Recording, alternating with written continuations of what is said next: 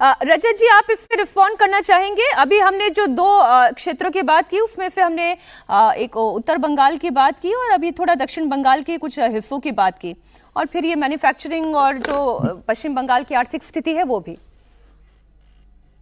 नहीं, देखिए, अगर पोजीशन लेनी है, राशिद जी बोल रहे थे अभी, मेरा ये मानना है कि अगर लेना है तो आप हर सरकार को और इस कोर नीति के विरोध में बोलना चाहिए। आप ये नहीं बोल सकते हैं कि नहीं, ममता दीदी अगर लक्ष्मी भंडार योजना करेंगी तो वो ठीक है, भाजपा अगर उसके पॉपुलिस्ट स्कीम्स को काट के दूसरी स्कीम लाना चाहेगी तो खराब है।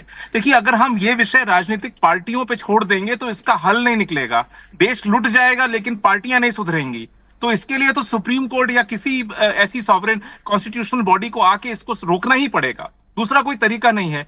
लेकिन जहां बात आती है, जहां पे ममता दीदी फेल होती हैं, वो है नए इंडस्ट्रीज को लेके। कौन सी ऐसी नई इंडस्ट्रीज हैं, नए नए सेक्टर्स हैं जिनमें उन्होंने एक पैसे का भी काम किया हो? आप ठीक है, आपको पॉपुलर स्कीम्स लगा के जीतना है, आप जीतिए, लेकिन दूसरे सोर्स तो बनाइए जहां से धन की आमदनी, प्रदेश की जो आमदनी है वो बढ़ सके।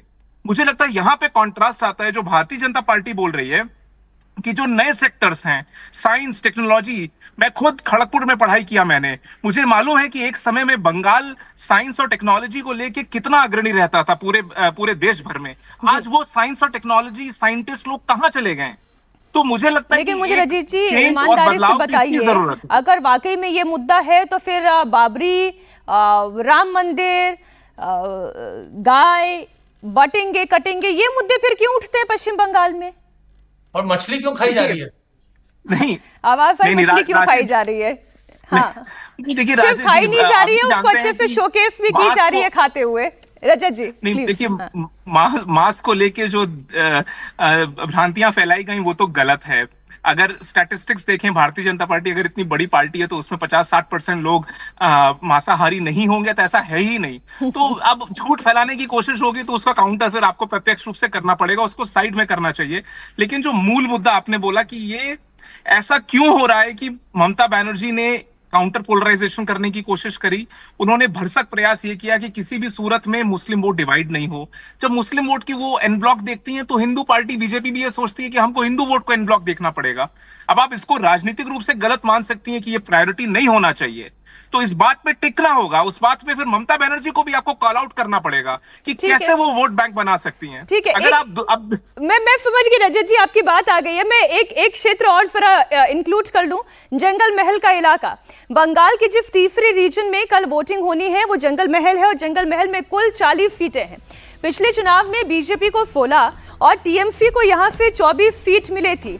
इस बार बीजेपी को अपना ये स्कोर भी बेहतर करना होगा और कोई ना कोई रणनीति तो बनाकर बीजेपी चल ही रही है। जंगल महल रीजन में बांकुरा, झारग्राम, पुरुलिया, पश्चिमी मेदिनीपुर ये जिले आते हैं। सर जिलों के नाम भी हमारे सामने रख दें, ये आ गए नाम। अब बांकुरा, झारग्राम, पुरुलिया और पश्चिमी मेदिनीपुर 80% हिंदू आबादी वाला जिला है बांकुरा। बीजेपी के लिए मजबूत गढ़ है। 21 के चुनाव में बांकुरा की कुल 12 सीटों में से 8 सीटों पर बीजेपी का कब्जा हुआ, लेकिन वहीं झारग्राम की चारों सीट बीजेपी हार गई। 81% हिंदू आबादी वाले क्षेत्र पुरुलिया की अगर बात करें तो 9 सीटों में से 6 सीट बीजेपी के पास गई और टीएमसी के पास 3 सीटें आई।